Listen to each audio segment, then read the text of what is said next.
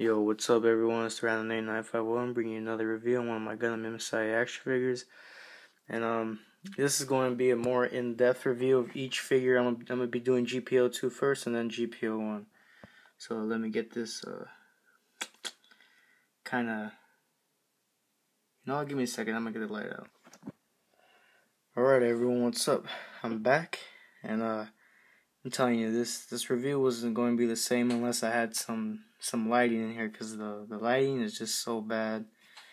I mean, trust me, this is a lot better than this. It varies, but I think the light's going to help us in this situation. Alright, so I just did a review on the final duel set, more of an unboxing, just showing you what I got from the set. And for most part, I'm very happy. So this is going to be a dedicated review to the Japanese GP-02. So let's just take a quick look. So this is him. I was able to fix his beam saber a bit. It's a lot more straight than it was before out of the box. I'm able to focus now, so we got some better detail. Take more closer look at him. So you can see very nicely the detail now on the face. Very nice.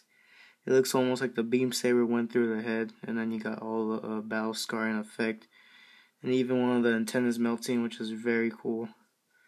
You can see overall the battle scarred shading. You know, they put like a hint of black on it here and there to show it's a bit charred a bit, and very nice. It looks like they finished off like more of a matte color on the blue.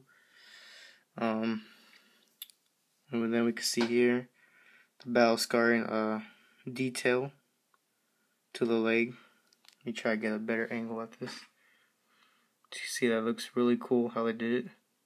A lot of detail put into that as well. And of course, we can't forget, even though so small, its arm. If I could just kind of move it.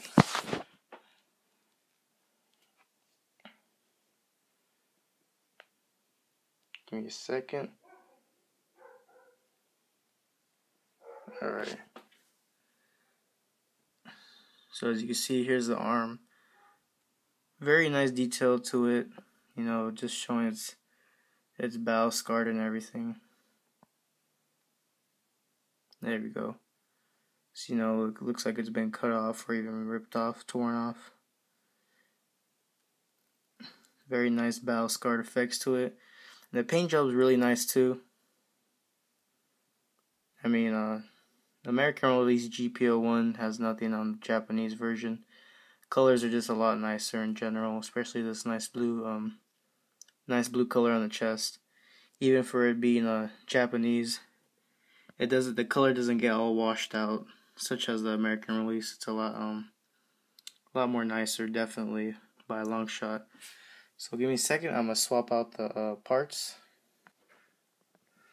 Alright guys, I'm back. It took me a little bit to get him going, but I had to figure out a couple of hands and how they worked, and I did it. So looks really cool with this shield, and the beam saber looks absolutely amazing. Had to take the bazooka out, or the bazooka piece that goes in the shield out, because the shield's just heavy enough, and then with the extra weight of the bazooka, it just weighs it down even more. And fortunately, GPO's little joints don't really hold up that much weight. The hand just, ends up coming back down. So took that out. Comes with 5 different hands. So it comes with 2 closed fists. It comes with I believe, for me, they would be considered shield holding hands, because when I tried putting the beam saber hilts in, they really do not stick in well, very well, to be honest. Let me just check if I'm doing it. Yeah, these are GP-02's hilts. They feel like they could be more like GP-01's hilts, to be honest. but for some reason the way they were made, they're just made so they were kind of like that, and then until I put the shield in, kind of stretched out the hands a little bit, and well, the one on the left side is a lot more thin, so I'm thinking it came with 2 shield hands, which is more how it would be, and it came with one bazooka slash a trigger finger hand, and this one was equipped with the beam saber, but as you can see, the thumb's kind of stretched out, and the plastic's losing its strength a little bit. It's odd because this plastic is a PVC, but it's also a much harder plastic than the regular American releases hands. It seems to be a lot tougher, not tougher, but a lot more plasticky, harder plastic, so it doesn't get as much flexibility as MSIA's. Let me see here.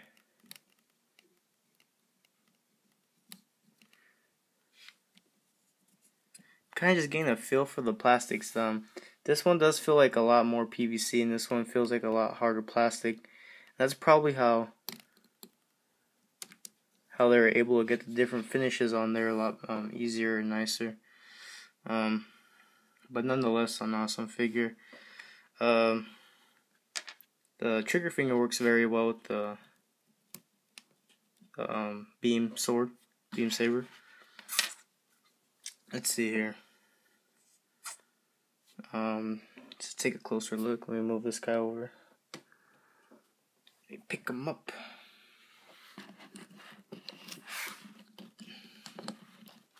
So you can see here, pretty cool. You know, he's got his legs on now. Just really menacing and you know, ready for war. I guess the next thing to do would be equip his bazooka, so just give me a second and I'll get that done. Alright, so here he is, GP-02 with his death bazooka. Freaking beast.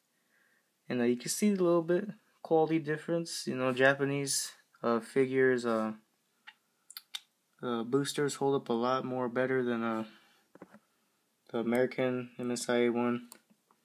I think that goes to show that it's because this one's made with a stronger PVC, but at the same time it could be more fragile because it's less of a kind of like squishy plastic and more of a hard plastic, or a harder plastic than the PVC used for American versions. And you can see with the way it just kind of, you know, kind of just leans down just a bit, but overall stays up pretty well. And this one stays up really good, you know, no movement there. And just looks really awesome. You can see the bazooka's clean, spotless, while in the American version they still added the wash, which isn't bad. You know, it gives it definitely some age to it.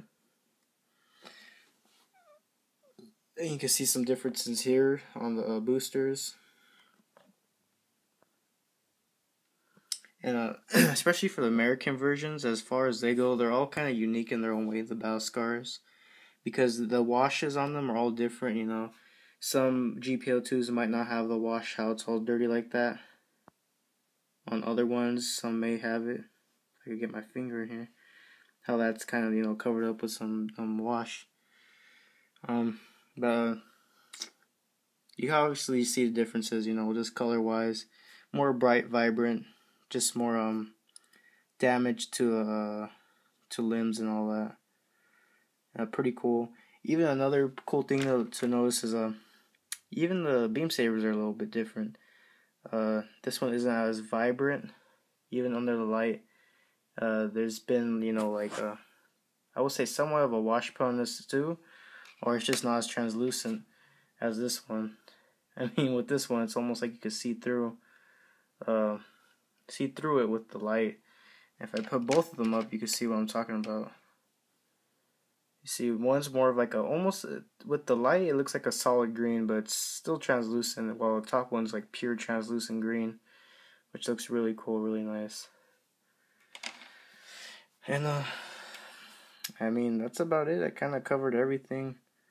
You know, just to finish it up, so I just don't make this as long, not as long as it should be. I mean, so I basically cut off because the last video was way too long. Show you the parts for the battle scarring. So here's the American release, of course, you know, with the wash. I would say probably the same detail, pretty much. Maybe a little different. We'll check it out real quick. So let me get this one. So you can see here they put a lot more paint. With the paint, it stands out a bit better. Take a look at the American release. It's still noticeable, but you could tell there's definitely a quality difference in how they made it. Definitely a big quality difference. Let's see if I actually get the quality difference. Let me move this guy once more.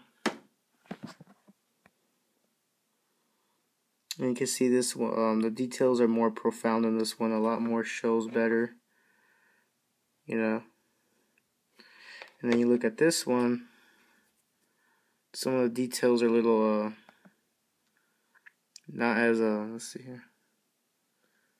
They don't stand out as much. It's probably due to the wash put on it. But you can see some detail difference. As you can see, the Japanese one stands out a lot more compared to this one. And it's probably because how they put the outline of the graphite paint or whatever it's called around it to give it more of a shine. And then take a quick look at the arms. Then this review will be done. So, not sure if I can stand them up. Just put them side by side. See here. Definitely the bow scarring shows a lot better with Japanese release, just because how they use a shinier paint for the bow scarring on parts. It just stands out a lot more than how the wash covers it. But overall, they're both great figures. Definitely worth it if you could find them. He is out there. He's just a little tough to find. He has different names. You won't find him under GP-02 necessarily. I don't think I remember finding. You know, I think I did, but I just wasn't too sure if it was the one. Yeah, guys, definitely out there. Keep a lookout. You never know, you might find them in a lot loose or something like that. But stay tuned for the next one. I'll be doing GP-01 full burn-in, and then that will complete the Stardust memory. Stardust memory battle scarred lot I got. Alright guys, thanks for watching, and please stay tuned for the next video. And then I guess that's it. Peace.